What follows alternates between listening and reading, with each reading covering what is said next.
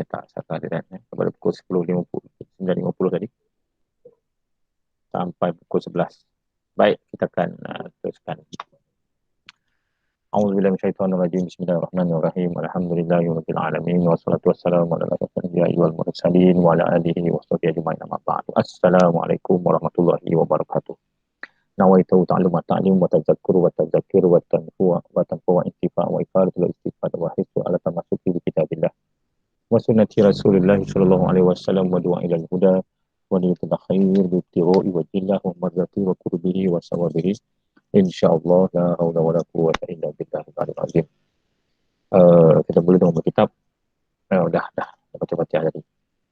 Dan kita akan meneruskan kelas terakhir kita pada hari ini, iaitu kelas minggu ke-14. Pertama sekali saya ucapkan tahniah kerana anda berjaya melaksanakan tanggungjawab anda sebagai pelajar melalui online, dan kelas kita berjalan dengan lancar sepanjang 14 minggu, walaupun ada minggu ke-7 itu ada sedikit tersilap tengok jadual.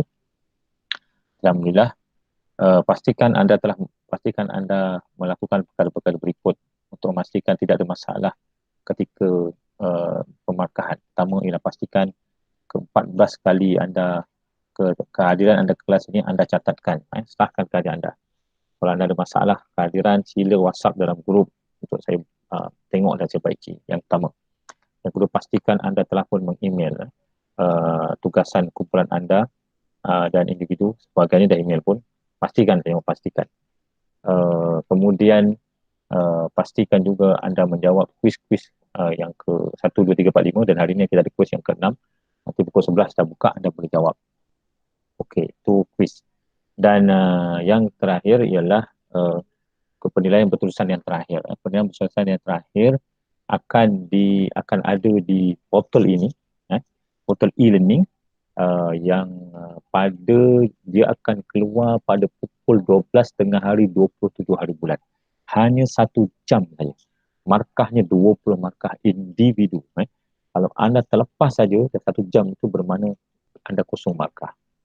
Jadi anda kena pastikan pukul 12 tengah hari anda buka e-learning, sahkan kehadiran anda hadir untuk ambil kertas soalan tersebut. Kemudian anda download kertas soalan tersebut, anda baca, anda kena jawab 2 soalan daripada 3 soalan. Markah dia 10, 10, 20. Individu. Penulisan individu. Ada tajuk dia ditentukan. Anda boleh meniru dan sebagainya, tapi anda diberi masa selama 24 jam. Anda kena anda kena upload balik jawapan anda dalam portal e-learning di ruang yang telah disediakan dalam masa 24 jam untuk menjawab soalan itu. Jawapan adalah dibuat pada template yang diberikan. Jadi awak akan dapat satu soalan, template soalan PDF, satu template soalan berbentuk Word. Word. Anda kena download, anda kena type jawapan anda dalam template tersebut. Lepas tu anda save as PDF, kemudian awak upload balik jawapan anda sebelum pukul 12 tengah hari esoknya, iaitu 28 hari bulan. Kalau anda lambat, ada masalah. Anda boleh tengok buku, boleh rujuk buku soalan-soalan tersebut, tapi soalan itu sekolah kebat, so dia tidak ada jawapan dalam buku. Anda kena fikir berdasarkan nota-nota yang anda diberikan. Itu adalah taklimat saya berkaitan peperiksaan pada minggu hadapan. 27 hari bulan pukul 12 tengah hari hingga 1 tengah hari saja, kertas soalan saya akan diapungkan di portal ini. Tepat pukul 1, kertas soalan itu akan hilang. Pukul 1 je kertas tu akan hilang dan anda akan ada masalah. Sebab anda kena sahkan kehadiran anda. So, step pertama, masuk portal, sahkan kehadiran. Itu ada selama 1 jam je, sahkan kehadiran. Lepas tu anda download kertas soalan tersebut, akan anda jawab menggunakan template yang disediakan. Template dalam bentuk Word. Anda type balik, kemudian anda jadikan dia PDF, anda upload dalam portal. Itu kena clear dan saya harap tidak ada masalah. Katakan awak ambil kawan download, bagi kat kawan awak. Tak ada masalah, tapi awak tidak sahkan kehadiran anda. Bila anda dapat soalan jawapan tapi dalam sistem anda tak hadir, sebab anda kena masuk dan juga tik kehadiran. Kalau anda masuk, anda tak tik kehadiran, tapi anda kata ada jawapan dengan soalan, bermakna anda tidak masuk ikut sistem dan soalan anda itu, jawapan anda itu tidak akan diberi markah. So, pastikan pukul 12 tengah hari, masuk portal e-learning, sahkan kehadiran khas. Ada kehadiran khas, bukan kehadiran yang kita buat hari ni lah ni. Sahkan kehadiran khas anda dalam portal, dalam minggu itu saya ada tulis khas untuk ruangan jawapan kertas upload soalan dan juga jawapan. Sahkan kehadiran anda, habis saja sahkan kehadiran anda, download anda punya soalan, baca, tengok buku, type balik dekat dekat template yang diberikan dalam bentuk Word, anda download dengan laptop anda dah jawab puas hati, anda save as PDF, masuk balik portal learning, upload jawapan anda di situ, selesai dah jawapan anda. So, markah anda sekarang ini di dalam tangan sudah ada 80 markah. Sehingga hari ini sudah ada 80 markah maksimum, lagi 20 markah adalah pada minggu depan. So, secara basicnya semua dah tak ada masalah, kertas jawapan anda dan sebagainya. Okey, saya harap kita tidak ada permasalahan lagi. Ada siapa nak tanya? Anak-anak ada siapa nak tanya? Ada siapa nak tanya tak sebelum saya pun masuk kelas? Tak ada Ustaz. Faham Faham. Bagus. Okey. Baik. Hari ini kita akan ceritakan tentang pertembungan tamadun, Clash Civilization, yang ditulis oleh Samuel F. Huntington, seorang pemikir barat. Okey. Kenapa saya masukkan tajuk ini? Sebab ini amat berkaitan tentang apa yang berlaku dalam dunia pada hari ini. Kalau minggu lepas kita tentang dialog antaragama, kerana kita bincang tentang bila kesediaan kita untuk dialog antaragama inilah bagi mengelakkan berlakunya pertembungan budaya dan tamadun. Pertembungan budaya dan tamadun. Okey, pertembungan budaya. Saya dah uploadkan satu artikel bahasa Inggeris yang diberi dan dinyatakan oleh Samuel Huntington. Tapi presentation ni dalam bahasa Melayu. So, lepas habis ini saya akan save PDF, saya akan masukkan dalam, anda boleh rujuk. Anda boleh rujuk. Baik.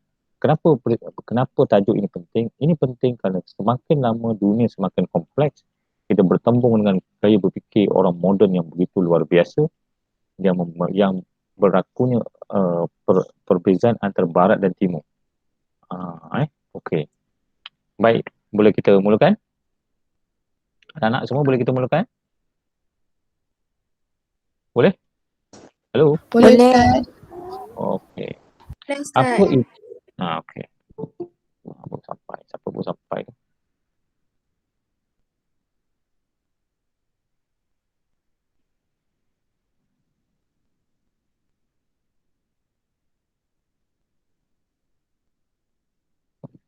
Okey, bergerak tak dia?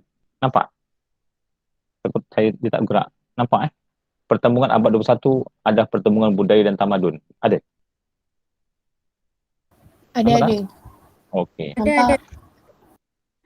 Selepas saja Perang Dunia Pertama dan Perang Dunia Kedua, Perang Dunia ni, dia kekuatan ketenteraan. Tahun 1915, tahun 1942-43, Perang Dunia Pertama dan Perang Dunia Kedua. Pada masa itu, negara-negara yang kuat kerana ledakan industri, dia perlukan bahan mentah dan caranya ialah dengan menjajah negara-negara yang lain untuk dia ambil bahan mentah bagi mengukuhkan ekonomi dia. Pada masa tersebut, sesebuah negara kalau nak jadi hebat, mesti menjadi negara perindustrian dan mesti mempunyai tanah jajahan. Tanah jajahan. Menunjukkan kekuatan dan kekuatan mereka lah.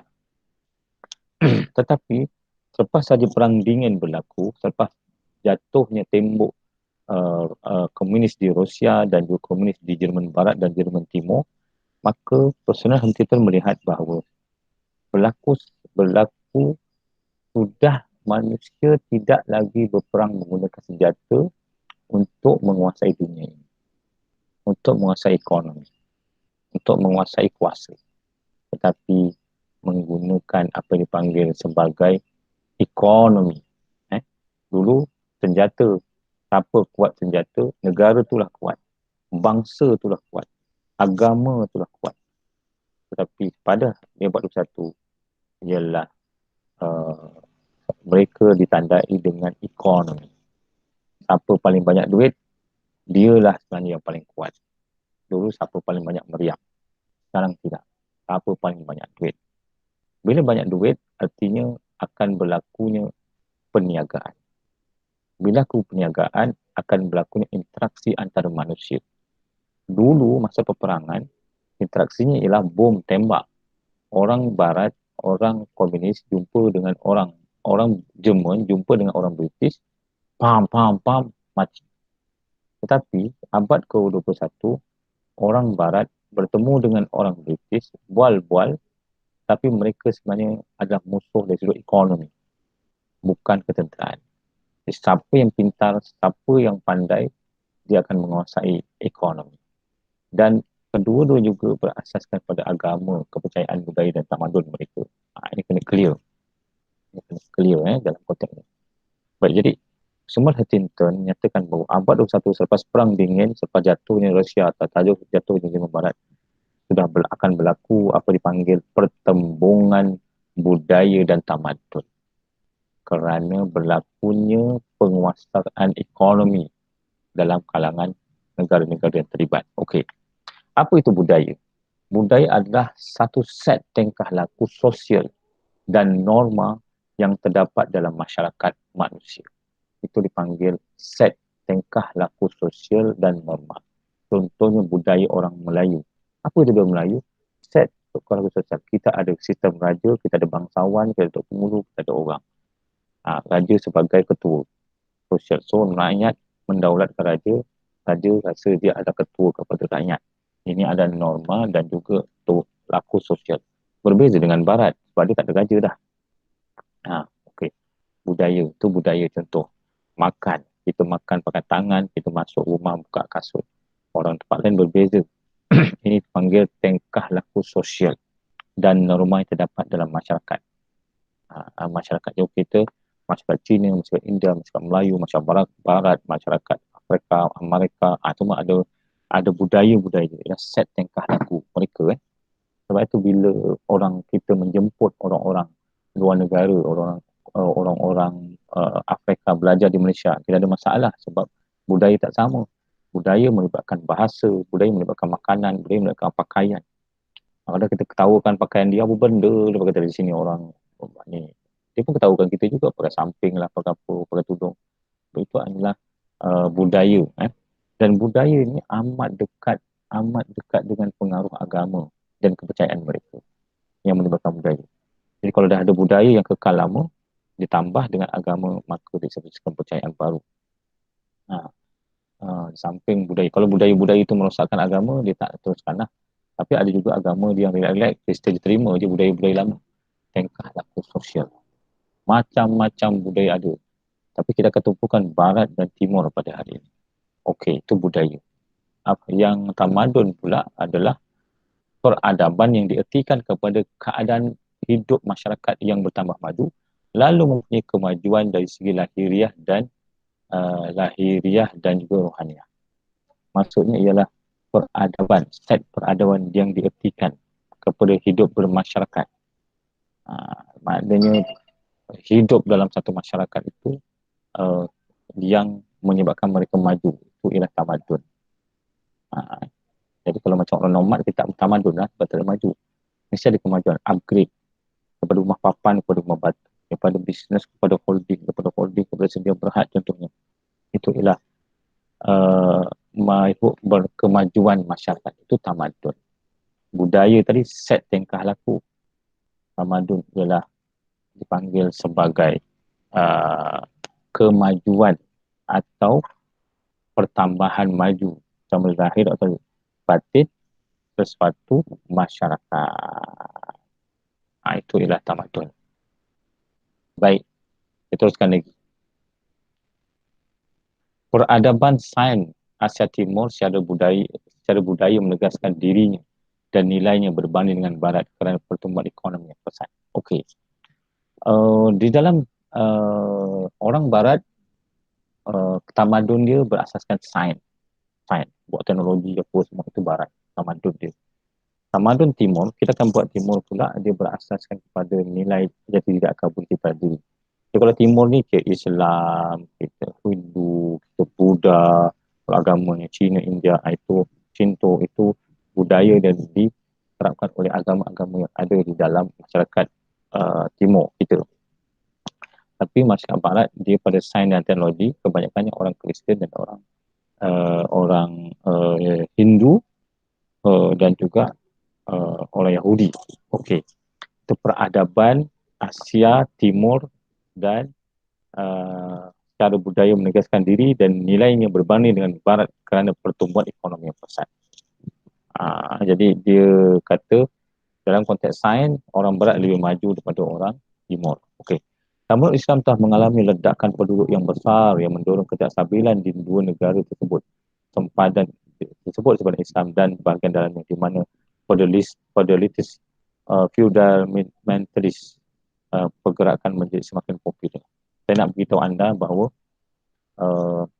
mereka menyatakan bahawa orang timur ni yang menyebabkan mereka lembab, yang mereka tak maju dengan kemajuan sains sebab dia ada sistem sultan, sistem raja. Orang timur kan kita tengok daripada Arab, orang Rusia, orang Cina, Hindu, Buddha sampai semua kebanyakan ada raja. Tapi barat dengan dah ada raja dah. Dia kata raja ni lah yang melembabkan dan menterencatkan ke yang tamadun satu. Tamadun sains. Sebab pemikiran ortodok yang ada. Dia kata akhirnya tidak berlaku kestabilan. Maknanya kita nak maju tapi sultan tak suka. Sebab raja dia bersifat ortodok, dia nak orang dia tak nak bersaing. Macam orang barat, raja-raja dia dah jadi orang awam dah. Okey. Jadi feudal, sistem feudal ni masih kukuh di dalam masyarakat. Sistem feudal ni maknanya ketaatan pada raja. Kalau tengok di Thailand contohnya, mereka ada agama Hindu.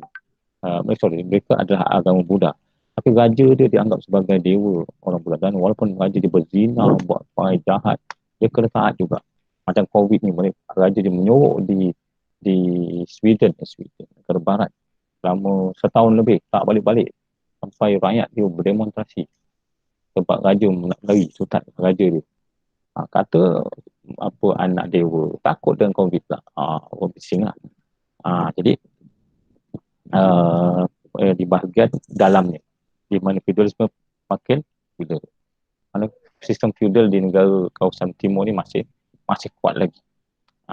Tapi dengan berlakunya revolusi Iran, makna di sini orang Islam sudah mula tak suka kepada raja dan dia tahu raja-raja ni lah yang banyak menyusahkan. Sebab itu zaman khilafah Islam ya, Osmaniyah apa semua, ada memang di kalangan raja mereka yang tak suka kemerdekaan, mereka suka rakyat dia mundur. Itu. Jadi kalau tengok dalam peta ni, kita tengok barat dan timur-timur. Tamadun barat ni ialah apa-apa yang ada di US dan apa-apa yang ada di Eropah. Sementara tamadun timur ialah apa-apa yang ada di Arab dan ke sini. Pun apa semua. So dia merentas itu agama budaya serta tamadun dalam penguasaan dunia melalui kekuatan ekonomi. So berlakunya pertembungan antara barat dan timur untuk dalam kekuatan ekonomi, dan mereka bertembung itu begitu sengit sekali. Kalau kita tengok tamadun barat dikuasai ekonominya oleh orang US dan juga Eropah, dan konteks agama ni kebanyakan mereka agama Kristian, Yahudi dan tiada agama. Mereka ada free thinker, etis. Ini di orang barat. Sementara orang timur ini dikuasai ekonomi dikuasai oleh China, Jepun, Korea dan 4 negara Asia Tenggara. Agama Hindu dan agama Buddha.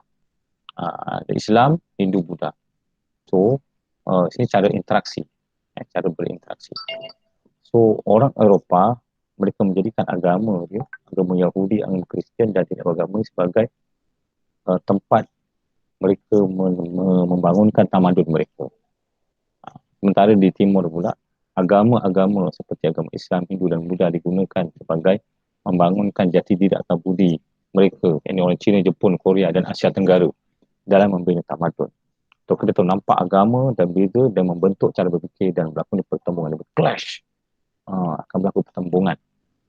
Dan pertembungan itu mestilah dikawal dengan rapi supaya tidak membuat kerosakan lebih besar lagi.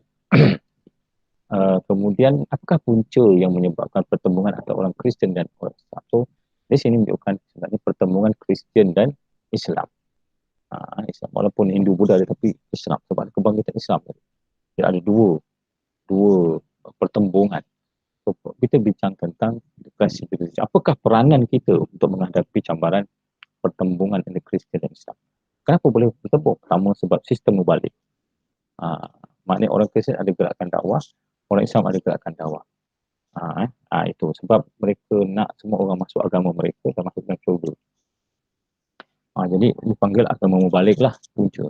Jadi bila agama mubalig, masa ada pendakwah bergaduh lah.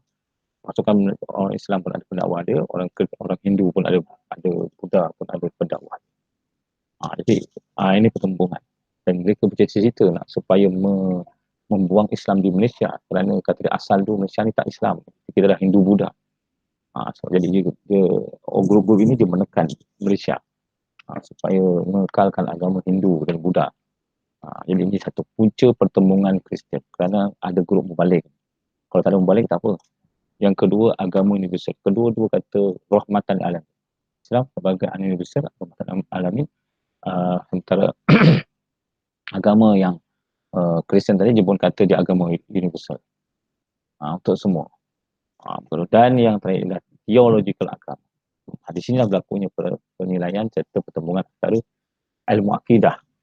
Orang Hindu, Buddha, macam mana akidah mereka, kepercayaan mereka, yang bentuk cara berfikir, yang bentuk peradaban mereka, yang bentuk cara mereka. Ini yang punca berlakunya pertembungan Kristian dan Islam. Tiga punca dia. Sebab membalik, sebab teologi, dia kata Tuhan ada tiga, kita tak satu, dan juga masing-masing kata kita adalah agama universal. Kalau agama Yahudi hanya untuk Yahudi, tak mati tak universal. Kristian universal. Baik, itu punca dia. Baik. Punca peradaban bertembung. Sorry. Punca G tak ada. Punca peradaban bertembung.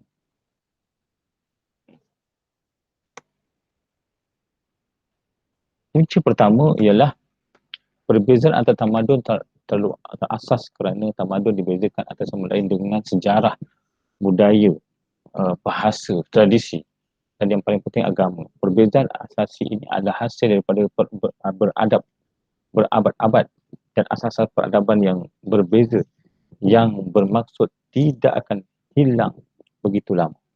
Itu maksud tamadun. Itu antara satu sama lain perbezaan, tapi dia boleh maju walaupun dia daripada beza agama, bahasa dan tradisi. Baik. Yang kedua ialah dunia menjadi tempat yang paling kecil akibatnya interaksi dunia semakin meningkat. Yang meningkatnya kesedaran tamadun dan kesedaran dan perbezaan antara tamadun itu tu dan kesamaan dalam dalam beradab.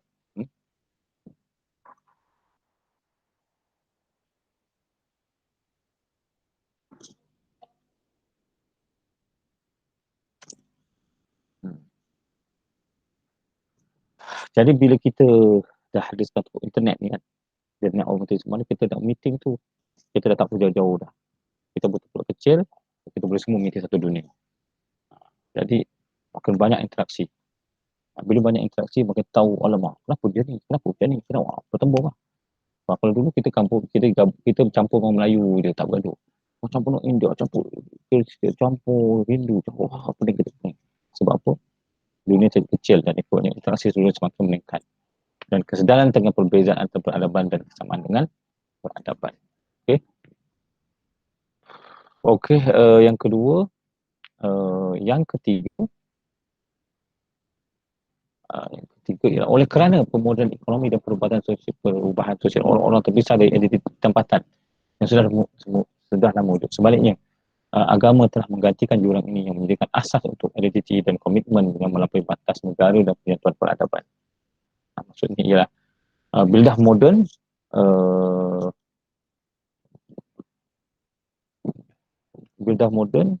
dah bergabung, so sekarang ni contohnya kita boleh bergabung dengan agama lain dan sebagainya, kita perlu pasport. Kalau kita ada meeting online negara tak perlu pasport kalau guna online.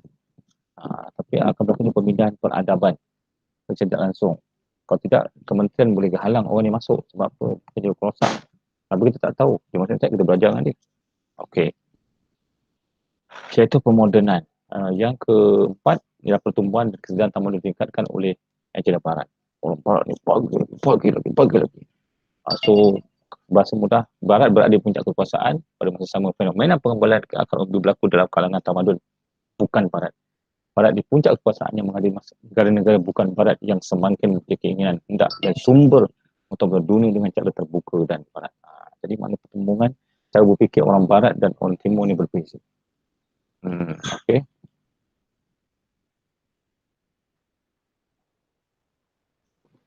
Ciri dan perbezaan budaya kurang berubah, oleh itu kurang mudah dikompromikan dengan kesesuaian daripada politik ekonomi.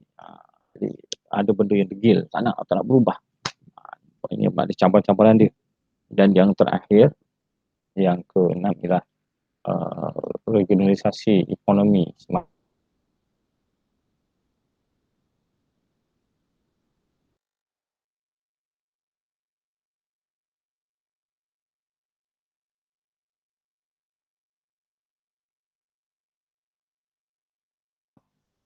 Makin banyak ni kawasan-kawasan ekonomi. Orang Cina, orang Jepun, Hindu dan mereka berada di peranan sama. Kalau Cina, Jepun, Taiwan, Korea ni asasnya Hindu lah. Asasnya Buddha. Kalau kawasan sini begitu.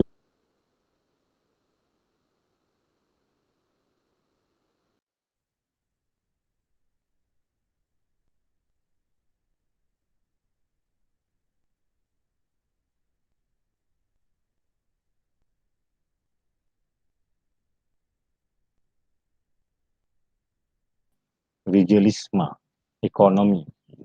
Mana ada kawasan Austria, Jepun.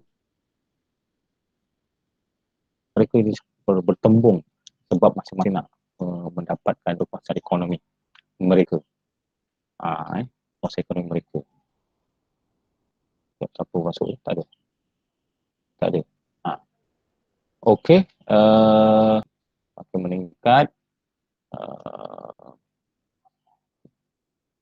Jadi kesimpulan yang kita boleh dapatkan daripada semua cerita ini ialah sebenarnya apa yang kita di masa akan datang, kita sebagai orang Islam, saya pelajar Islam, sebagai guru-guru, anda bakal guru, anda kena bersedia menghadapi cabaran yang luar biasa di masa akan datang.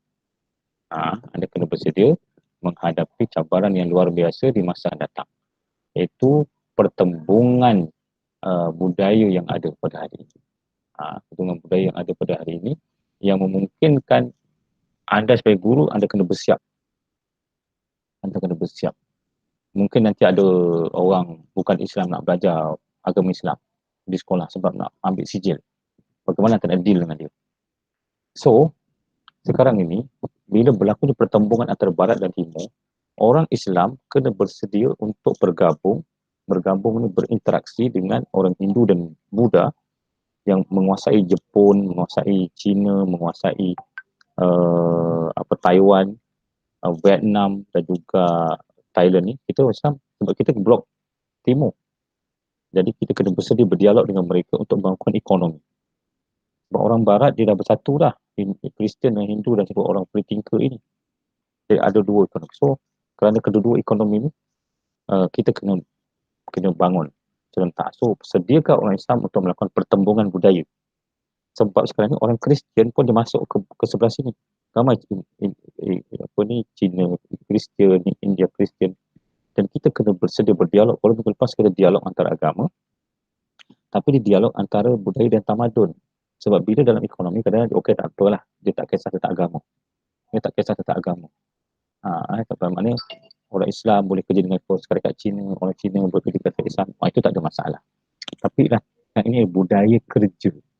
Budaya kerja. Masalahnya budaya kerja orang Melayu dengan budaya kerja orang Cina. Budaya kerja orang Melayu, budaya kerja orang Jepun. Budaya dan tamadun itulah yang bertembung.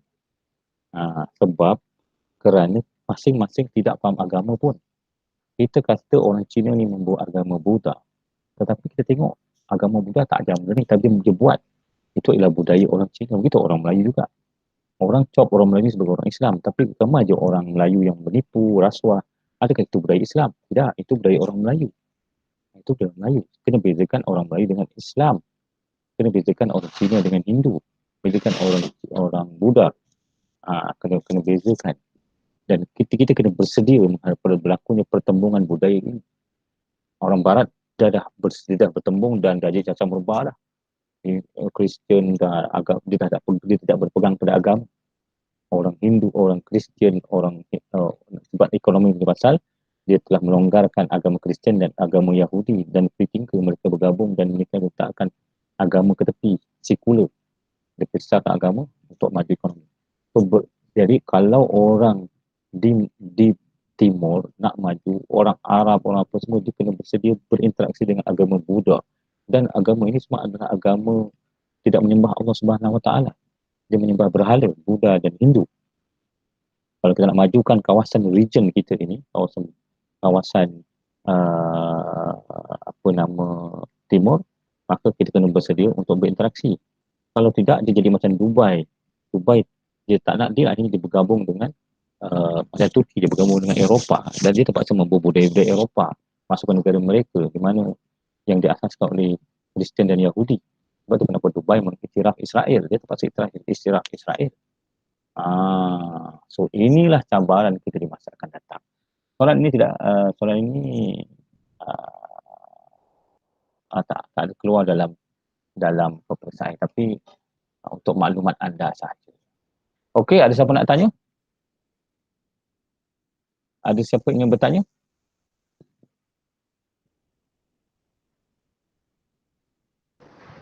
Tak ada, Ustaz. Faham ke? Okey.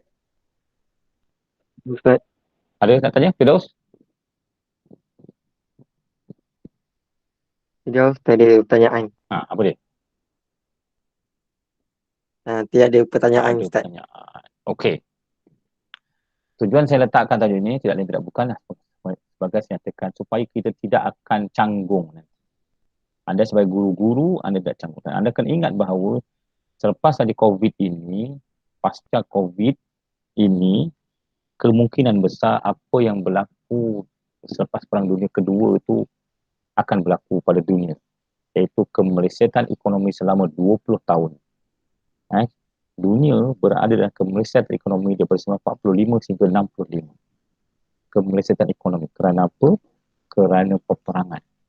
Sekarang ini orang tak boleh keluar rumah, orang terpaksa duduk rumah, kita berperang dengan virus, ekonomi tak boleh berjalan dan kemungkinan akan berlakunya kemelesetan ekonomi. Bila kemelesetan ekonomi, perkara yang akan ada ialah berkaitan tentang kesihatan, pertahanan. Kerja tentera boleh, doktor ke, nurse, itu bukan ada. Guru memang sedia ada. Kita pula, guru kita sebagai guru sekolah agama pula. Dan mungkin ada cabaran. So, anda akan mulai cabaran pekerjaan dan gaji. Anda dapat kerja, mungkin gaji anda tak setimpal dengan kerja anda. Satu. Yang kedua, mungkin anda tak ada kerja, anda kena kerja lain. Dan pada masa ini anda kena buka minda anda kena buat apa sahaja untuk menghidupkan keluarga anda di samping anda hidup dalam keadaan sekadarnya. Sekadarnya makna dah tak boleh bermemah macam dulu lah. Mungkin zaman saya pernah rasa dulu, kita tak kisah makan, tapi anak-anak kita kisah sikit buat makan kan. Jadi, oleh untuk itu, bila ekonomi tu nak dibangunkan, kan sebab sekarang ni nak bagikan, pastikan semua ada pekerjaan, ekonomi harus dibangunkan. Bila ekonomi dibangunkan di Malaysia ini, kita kena berada dalam region kita, iaitu apa region kita di timur, iaitu kita kena bersedia untuk berinteraksi dengan orang Hindu dan Buddha supaya kawasan Asia ini boleh dibangunkan ekonomi dia. Jadi persoalan agama itu masih berada di dalam dan kita kena tahu sempadan batasnya. Kalau tidak, kerana isu tuntutan perut, tuntutan ekonomi dan sebagainya, nak kaya kenapa, akhirnya mungkin kita akan menggadaikan prinsip agama. Sebab berdasarkan kajian bahawa COVID ni mungkin akan mereda dalam masa 7 tahun maksimum. Maksimum. Dan kita akan hidup bersama dengan dia dalam keadaan norma yang baru. Dan norma baru, perkara yang dimangsakan ialah sistem pendidikan. Sekolah online apa semua.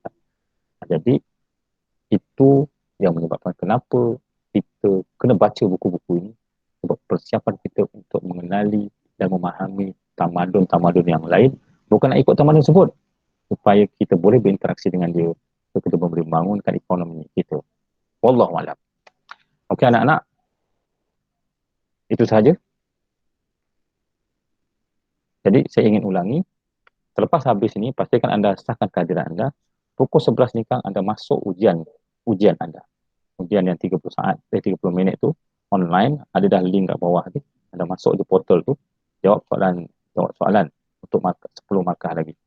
27 hari bulan, pukul 12 tengah hari, sila buka portal, sahkan kehadiran anda, download soalan, jawab soalan tersebut menggunakan template yang saya telah berikan dalam bentuk Word. Download Word tu, type kat template tersebut, jadikan dah siap, jadikan dia sebagai PDF, upload balik dalam portal e-learning. Anda ada masa 24 jam. Mana kena pastikan sebelum pukul 12, 28 hari bulan telah pun upload pertanyaan jawapan anda. Maka selesailah kelas anda dan peperiksaan anda untuk semester ini. Jadi saya ucap tahniah dan saya mohon ampun dan maaf seandainya sepanjang saya mengajar dengan terkasar dan silap kata dan ada yang ketidakahlian dan sebagainya. Dan saya ingin juga mengucapkan tahniah kepada anda semua kerana telah berjaya menyelesaikan perkara ini dengan baik. Tugasan-tugasan telah dihantar dengan baik. Dan kalau ada masalah sila rujuk pada saya. Kedatangan yang anda tak settlekan lagi sebelum ini, kena maklum kepada saya dalam grup, nanti saya akan selesaikan. Begitu juga assignment anda. Jangan sampai markah dah masuk baru sibuk lah. Jadi saya akan cek dengan anda pada minggu depan. Mungkin ada yang tak selesai, bila dapat mesej boleh selesaikanlah segera. Saya akan bantu anda untuk pastikan anda dapat yang terbaik dalam peperiksaan kali ini. Jadi benda-benda teknikal-teknikal tu kita harap diselesaikan. Okey? Last soalan, kita bermula dengan Dania. Nak tanya apa? Nur Dania? Tak ada Ustaz, tak ada pertanyaan. Ainin Sofia? Ada nak tanya? Ustaz, yang kedatangan tu cek e-learning Ustaz. Sebab saya takut saya terlepas untuk tanya. Nanti saya cek. Nanti kalau ada masalah saya beritahu. Tapi untuk minggu depan, kehadiran dalam, Okay. saya ada ruang khas. Dan anda akan tengok dalam minggu ke-14, minggu ke-15 tu adalah anda upload soalan. So, kedatangan di situ. Jangan buat kedatangan di atas. Ada kedatangan kat situ, khas kat situ. Ada kedatangan khas di situ. Jawapan dan soalan dan kertas di-upload di situ juga. Saya tuliskan itu ruang ialah peperiksaan penilaian berterusan akhir. So, kat situ dalam minggu tersebut lah. Minggu 20, minggu ke-15 tu. Okey, Ainin? Okey, baik Ustaz. Pak Izzah ada nak tanya apa? Tak ada Ustaz. Okey. Siapa nama? Firdaus? Firdaus. Ustaz, tanya? hari ni Ustaz ada buat quiz ke? Ada. Pukul Nanti berapa pukul Ustaz? 11.